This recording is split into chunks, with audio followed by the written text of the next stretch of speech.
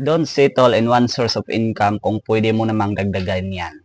Well, good news kasi dito sa community namin, we are looking more virtual associate na matulungan paano kumita gamit ang social media accounts nila. Good news, pwede mo gawing part-time at least 2 to 3 hours per day.